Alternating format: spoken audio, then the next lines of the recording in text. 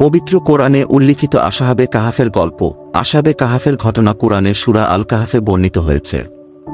এটি এমন কিছু যুবকের গল্প যারা ঈমান রক্ষার জন্য নিজেদের জীবন বিপদের মুখে ফেলে দিয়েছিল। একসময় এক নিষ্ঠুর শাসক তার প্রজাদের মূর্তি পূজায় বাধ্য করত। কিন্তু কিছু যুবক সত্যের পথে অবিচল থাকে এবং একমাত্র আল্লাহর উপাসনা করতে থাকে। যখন শাসক জানতে পারে, তখন তাদের ধরে এনে বিশ্বাসত্যাগে বাধ্য করার চেষ্টা করে। যুবকেরা জানত, যদি তারা সত্যের উপর অটল থাকে তবে তাদের হত্যা করা হবে।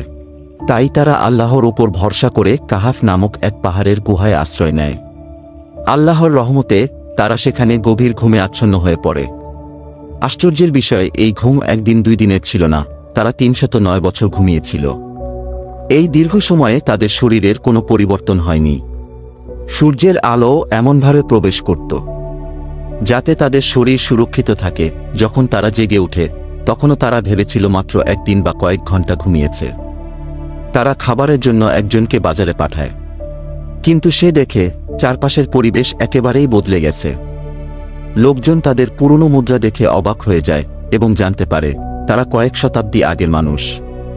এরপর থেকে আজ অবধি মানুষ ঐতিহাসিক এবং আধ্যাত্মিক স্থান হিসেবে গুহাটি পরিদর্শন করে।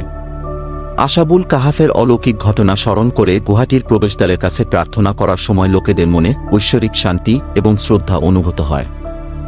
এই ঘটনা আল্লাহর এক মহা নিদর্শন, যা আমাদের শিক্ষা দেয়, আল্লাহ যার রক্ষা করেন তাকে কেউ ক্ষতি করতে পারে না। এটি ঈমান, ধৈর্য ও আল্লাহর উপর নির্ভরতার এক অনন্য দৃষ্টান্ত।